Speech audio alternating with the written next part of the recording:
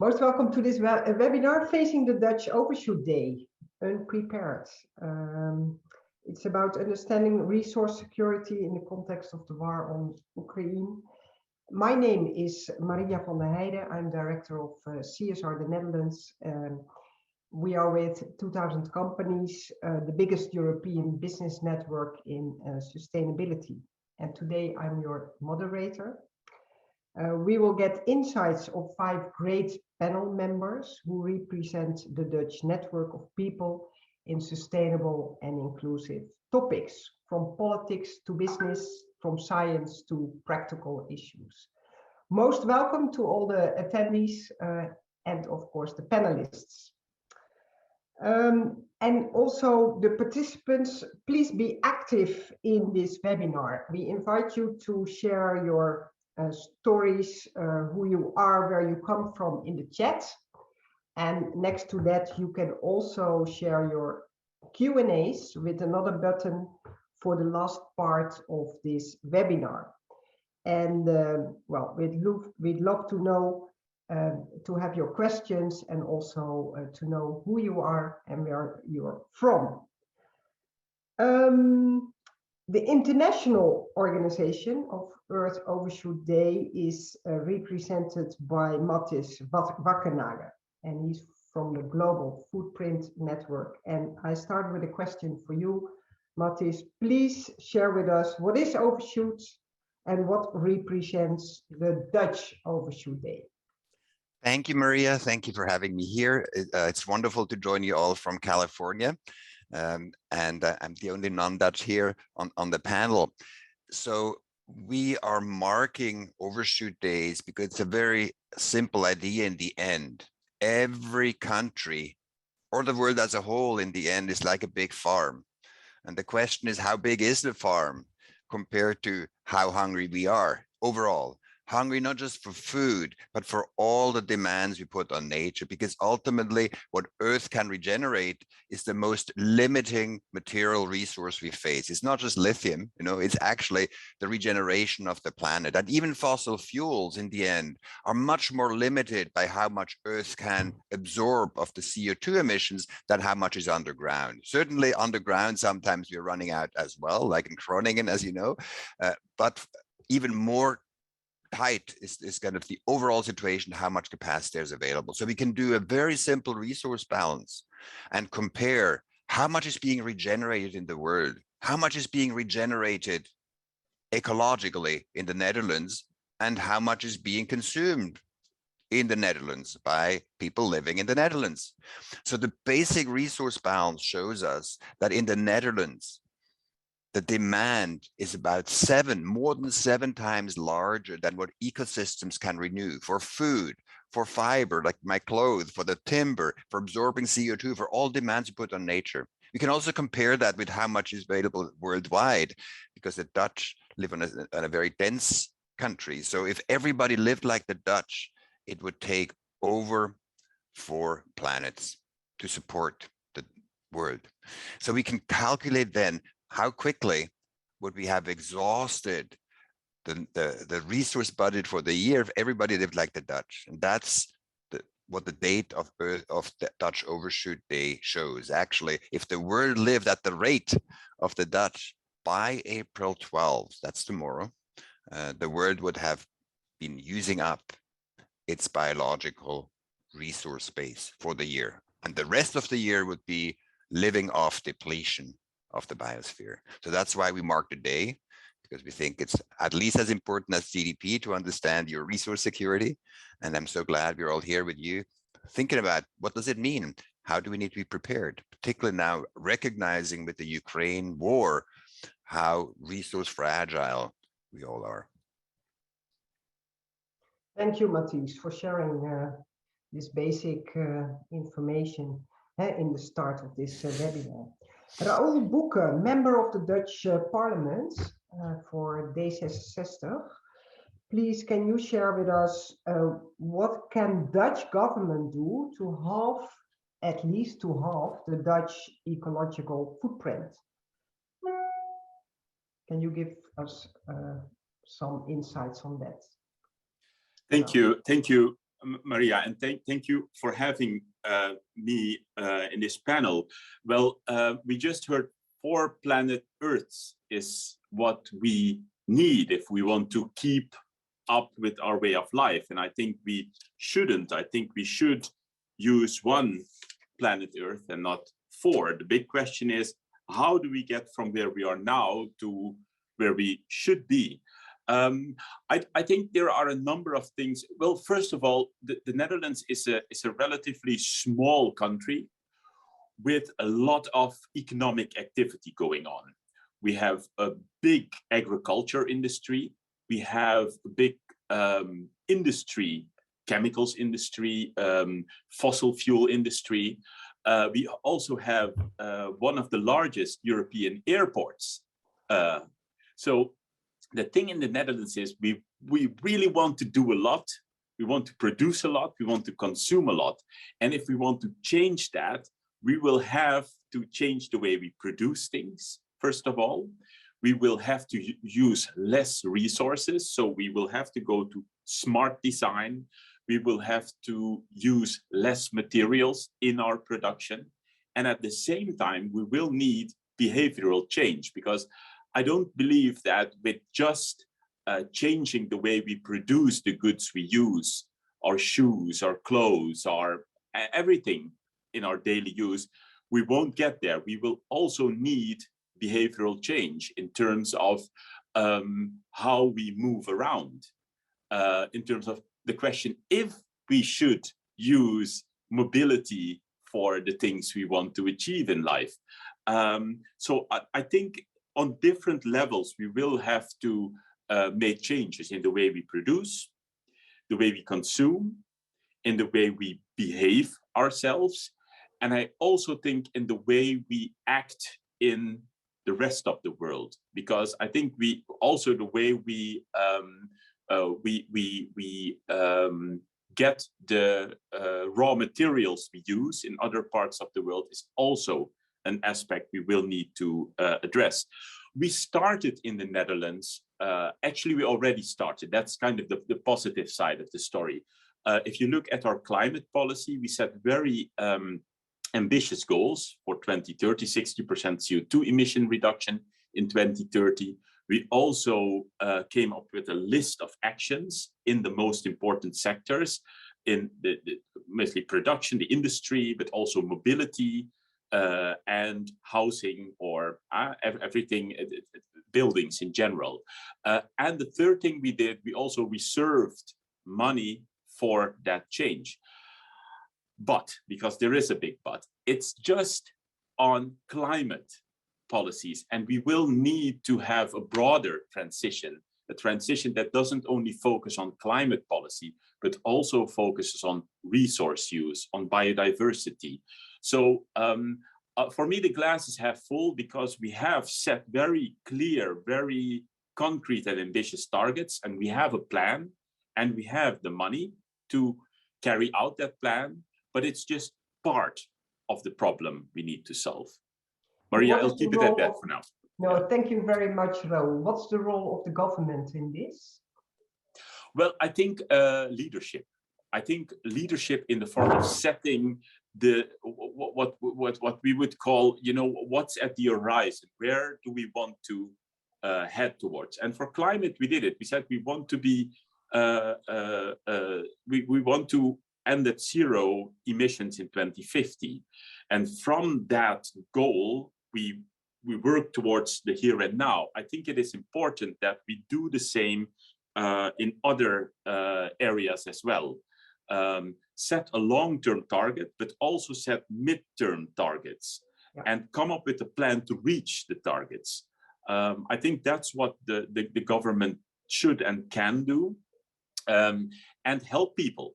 I think that's a very important topic. There are people in Dutch society that are able to make the change, both financially and in terms of their behavior, because they have the possibilities.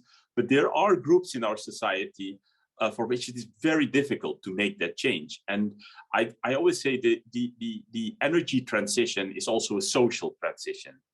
We will have to, and you see it now with the crisis in Ukraine, energy prices are rising, and we will need to help people to insulate their houses, to change to different uses of energy resources. So that's what I think government can and should do. Thank you, Raoul. Thanks. Then the next question is to Nicole van Gemert, Director of Foodwatch. And this question is, Nicole, what are the implications of the overshoot for especially food security in the Netherlands? Yes, thank you, Maria. Yeah, what we've seen, the crisis in Ukraine is of course terrible and devastating, but you also see it's somewhat like a wake-up call for the world to have another system and be more self-reliant. But what we see, especially on European lobby level, is a lobby to intensify the old system, right? So, damn it, just a minute, go away. Doesn't understand English, ga weg. So what we saw, like 1 week after the Russians invaded the Ukraine, you saw the lobbyists in Europe arguing that the European plans for more sustainable agriculture, like the Green Deal, should be postponed. They also asked exceptions for the use of pesticides, because they said, you know, we need to use more pesticide, we need to produce more, and please let go of all these MRLs, right? These maximum residue levels on vegetables. What they also said is, please stop labeling animal feeds, because the grains are not available for animal feed.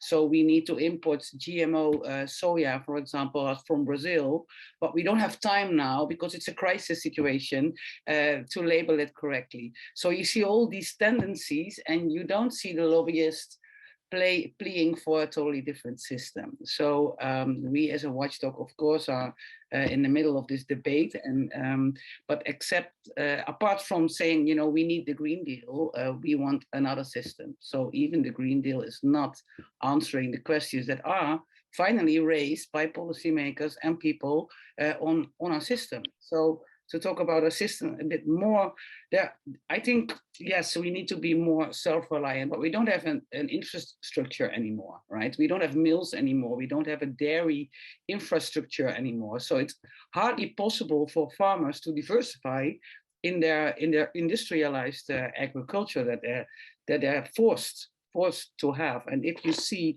that, like, our main exports from Europe is meat, dairy, and alcohol. Right, so that can't draw any other conclusion that we have to reduce eating meat and using dairy products, and we have to reduce using food for feed. We have to reduce using food for biofuels. We have to work on food waste, for example. But another very, very interesting and I think very determining factor is speculation on food. You don't hear anything about those markets that are very undemocratic and are beyond our own sight. But the speculation on the prices of foods is, I think, a very important factor for the food shortage that we have now. So apart from what the others said about, consuming less, of course, and that's the meaning of this webinar today, I understand that.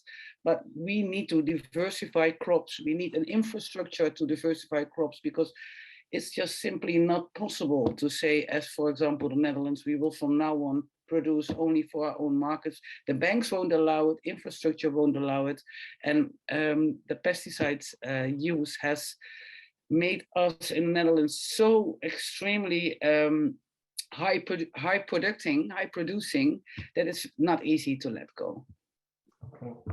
Thank you, Nicole. Let's ask the bank itself, Ben Valk, as Global Head Food and Agri Partnerships from the Netherlands. So Ben, please react also a bit on the statement of Nicole. How do you see the role of the financial sector? Yeah, thank you. Our international focus is entirely on the food and agribusiness sector. And that's also where my focus is. So I cannot say too much about the Netherlands specifically. Food systems have to change. They're unsustainable, and they also do not provide nutritious or healthy foods to everyone who needs it in the quantities and in affordability that they need. So even though most of the people on earth have access to some form of food, not necessarily healthy food, but some form of food, there are major parts of populations who do not. Actually, over 800 million people are in direct hunger, chronic hunger. And about 3 billion people do not have access to nutritious diets.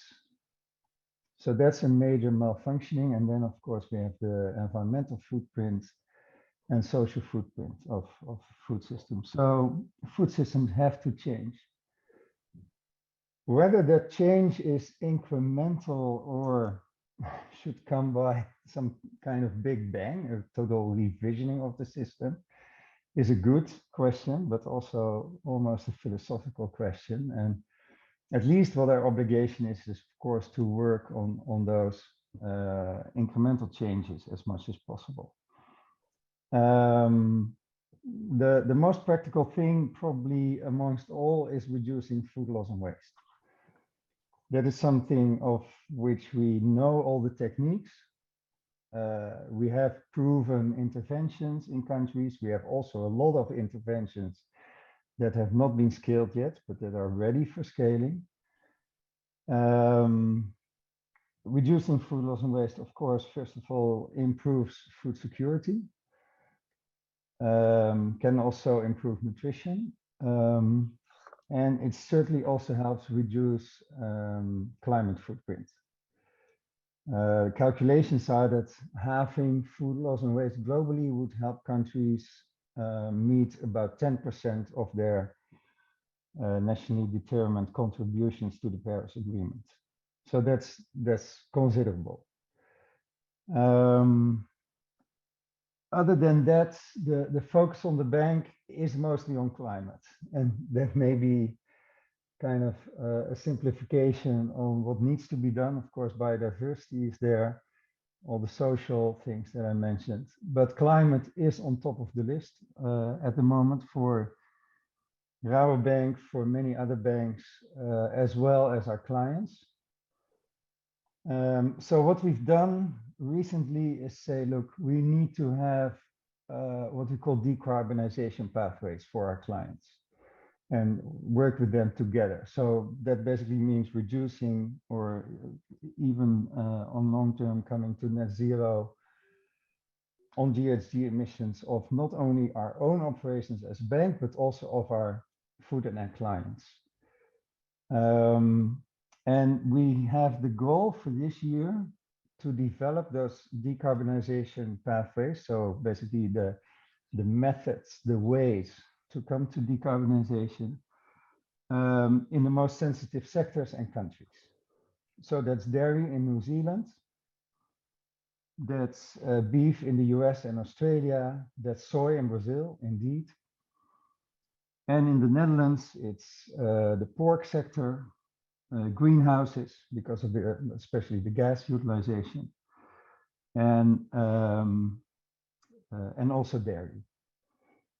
Of course, there are many more combinations of sectors and countries, and we'll visit most of them in the same sense next year. But this year, we focus on these most sensitive sectors, and we want to have a strategy together with our clients how to bring emissions below agreed targets and eventually even see where we can reach net zero commitments. For the bank as a whole, we are part of the Net Zero Banking Alliance. So this is also for us, of course, a portfolio effort and a major effort. Well, maybe I should stop there. I can say many more things, but those two topics, food loss and waste and decarbonization pathways for our clients, that's probably enough for now. Okay, thank you, Ben. And well, it sounds a bit like an incremental change. And I think the next speaker, Werner, entrepreneur from the next generation, is that enough? What do you think? No, I think it's very evident. Like I think like there are two sort of changes to be made. I think what we need to realize is that we currently live on subsidized freedoms from people from generations elsewhere, and freedoms from generations later, future generations. And the odd thing is, we have the biggest party in the Netherlands is a liberal party. They care about freedom, but oddly enough, not about those freedoms. But I think we should realize that. But when things become concrete on climate, on biodiversity, we forget those things and we kill off like individual measures just because they create resistance, or they are not nice for us in the short term. I'm talking in politics, for example, about the meat tax, about not opening Lelystad Airport, about reducing number of flights from Schiphol, and increasing renewable energy. We kill those initiatives in isolation and not looking at the bigger picture. So I think realizing that we currently live on subsidized freedoms, on which we should be highly uncomfortable that is the case. That should be the first step. But I think the second more important step on what has to happen, what needs to change, is that we're not looking at the problem clearly. I think we are focusing on like optimizing an inherently unsustainable system instead of creating a system change. Like if you look at a climate agreement, for example, and I also tasted a bit in the contribution of the past speaker, is that we focus on putting everything in a more sustainable jacket, whether it's like the swap feeds or the luxury yachts of Damen shipyards, whether it's like the small things from the action or like the data centers on Facebook. Everything we have to halve the emissions by 2030 without wondering whether a sector should even exist in a climate neutral society.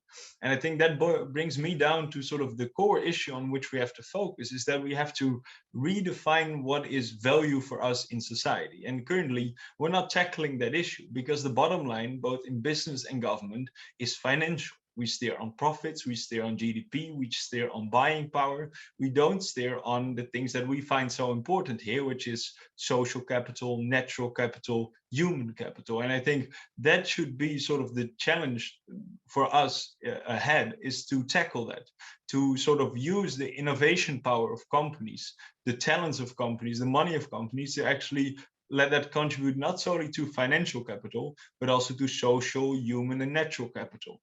And we can actually do that by also start steering on it. So demand that they sort of report on it, and also create incentives to reward on them. So maybe, I don't know, differentiate between profit taxes, so that when a company creates more broad wealth for society, more societal value, that they get lower profit taxes, or they get more subsidies, or that they got more support, and that we punish those that sort of actually, sort of destroy value in society. Because, honestly, I think also that should surely apply to the financial sector, because they have like a key tipping point in hand to change the system. Their responsibility is to integrate this integrated view on value into their risk profiles, into their valuation models of companies, so that you kick out your companies out of your portfolio that are just net value destroying. I'm talking about the cattle farming. I'm talking about the big agricultural organizations. And I think that is sort of the next step, to actually redefine what we see as value, and also integrate that into our business, so that companies start steering on it. So on these type of values, we start accounting not only on financial value, but on social, human, and natural value. And the same for the government, that we don't only focus on GDP and buying power, but focus on the actual broad wealth that we generate for current generations and generations in ideally also 2100. Yeah, very clear, Werner. I saw somebody in the chat here. The bigger picture, and it's mentioned also by former speakers, that we need a transition not only on climate, but also on biodiversity, resources, and the whole impact on people and planets, to bring down this Overshoot Day. And of course, somebody also said we have only one planet. So that's the goal, not to bring it to half, but really use one planet for the Netherlands as well. And that's a huge step, and we have to do a lot, but it's really possible. And then there's also an Ukraine war. That's the second part of my questions. What does that mean? That terrible war at this moment on the topics we mentioned. Nicole, you already said that it makes it more clear. Maybe I can start with you to say something on the war related to food security and the other steps we can make here. Yeah, but I think the war is also used as an excuse sometimes, because lots of these problems were going on for a long time already, like the food prices were going up before the Ukraine war started. I wrote an article last week on the war in Ukraine. I'm not pretending to know more about it than others, but about this book from Naomi Klein, her theory of the shock doctrine. Perhaps people know it. And when there's a crisis, governments or lobbyists or whatever, they all start to implement measures that we don't like at all. And I remember that I listened to the radio a few weeks ago, and then it was said, well, this invasion in Ukraine is a wake-up call. It's like the 9/11 of Europe. And I was like, no, it's not. These things were going on for a long time already, apart from the fact that the Russians invaded other countries and not only Ukraine earlier. So I really want to ask, how do you say that, attention or whatsoever. It's not only that it's the grain room of the world. Yes, that's a problem. That's the wake-up call, I think, that we need to realize that we need to be more self-sufficient, but it's all part of the system that was there a long time before. And the fact that we are importing so much from Ukraine and Russia is actually, for me, not a problem or a threat to food security at all, because I think it's a chance for food security, because we are finally forced to change things, but then we do have to change it. And I also remember 2 years ago when the pandemic hit, we had these problems with import of all kinds of products, and we couldn't have certain Italian sausages anymore. And there was also like this panic about food security by then, and it had nothing to do with the amount of grain that was coming from a country, but with the fact that the transport became a problem. So I'm just wondering how many wake-up calls we need before we actually change something in Europe. Okay, very clear. Raoul, maybe you'd like to reflect on that as well. Yes, thank you, Maria. Well, I in a broad sense, agree with Nicole. I think if it comes down to energy, it is a big wake-up call. You can see that energy dependence from Europe upon Russia is really, really huge. And we've known that for a long time, but it's only now that we are finally acting upon it. I think for me, the first and foremost, what we should do is reduce the amount of energy we use. I think that's the first and the most important step to take. The second one is to use more renewable energy sources to make that shift even faster than we were planning to do so. I think, and thirdly, diversify. So be less dependent on just one part of the world, but spread your dependence.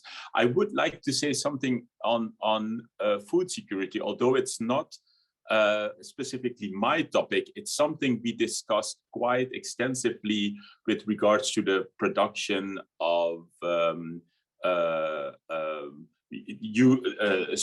products for farming.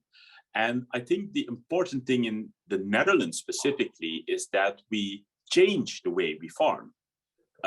We should go to a more circular way of producing our food.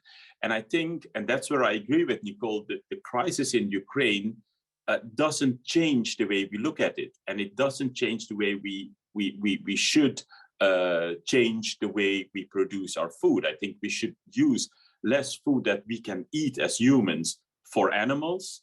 I think we should produce less animals and change our diet. We should move towards other means of protein consumption. The crisis in the Ukraine doesn't change all that. We should work on that And if it's shown one thing, maybe that we should go faster. Thank you. Thank you, Raoul. Mathis, do you like to give some insights on this specifically? I'm the furthest away from the Ukraine from all these on the panel, and still, of course, we look at the resource dimension very carefully, and I think I agree also with Nicole and what Raoul said. I mean, on some level, the biggest surprise is how surprised we are.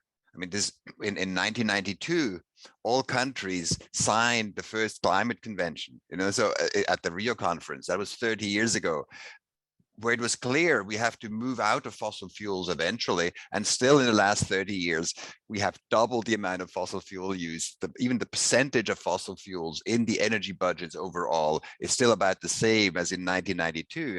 I mean, it's staggering. How can it be that a country uses 7 times more than its own regeneration rate, and it's not even on the radar screen of the competitiveness offices of the finance ministries?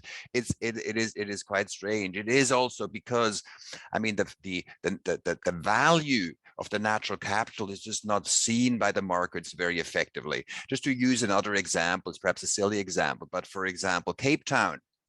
They never paid much for water, which is one part of natural capital. They never paid much for water, but without water, the entire value of the city plummets to zero. You know, so it's not so much what do you pay, but actually how important is it?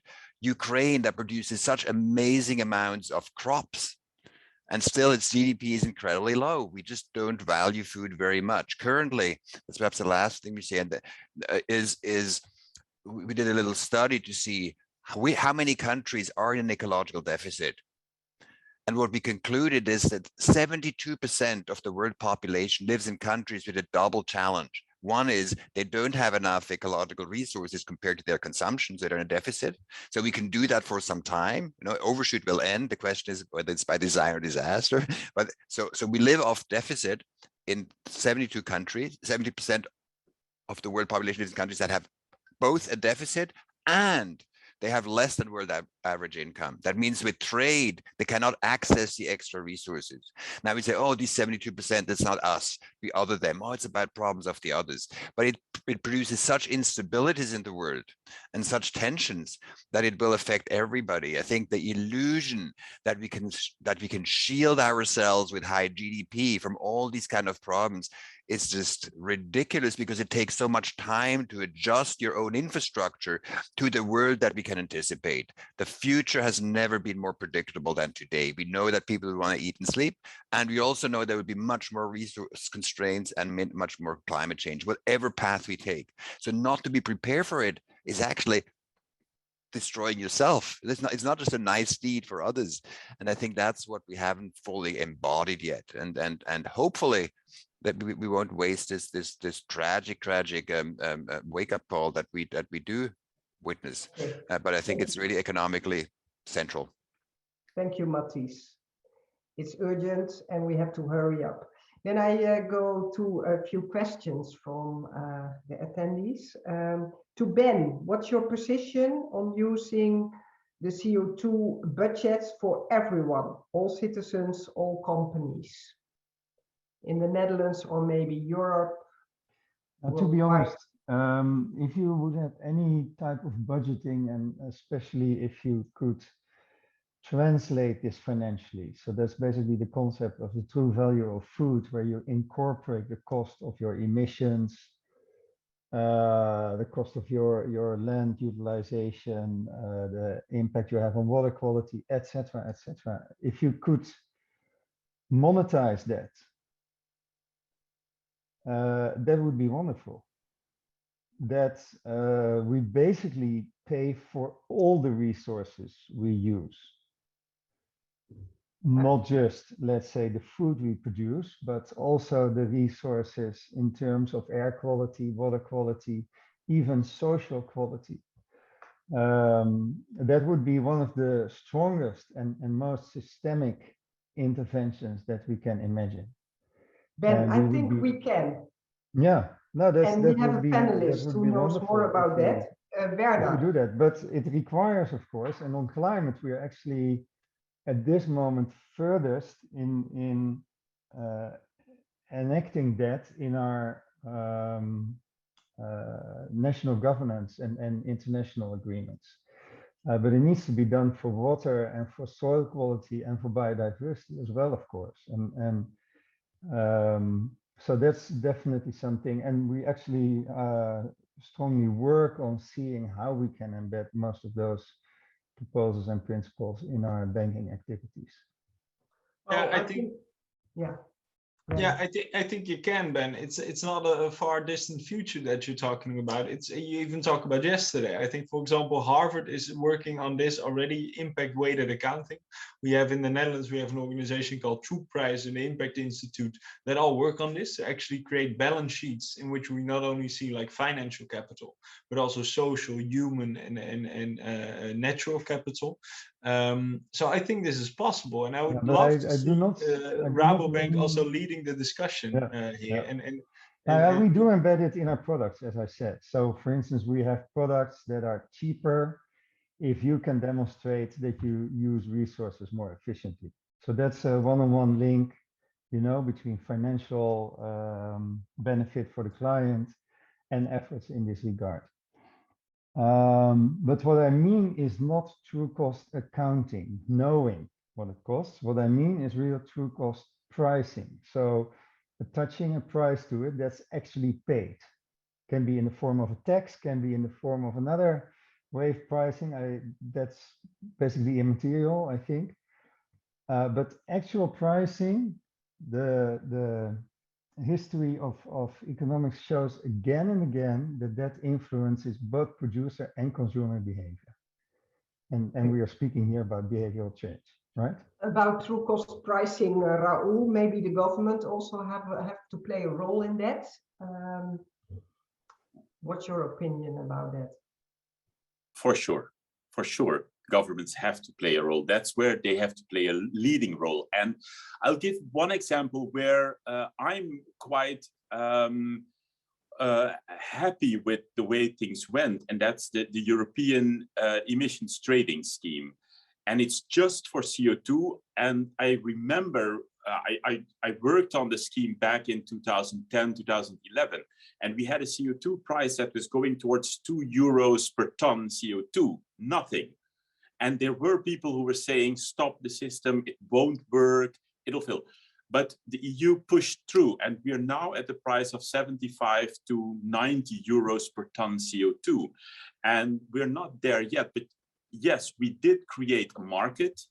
We did set a cap, and it's a cap that's lowered every year for our industry. And we're creating scarcity in permits, and the price is going up. And why is it important? I think it's important. You should pay the real price for pollution, and in this sense, it's CO2. I think you can extend it to other areas as well.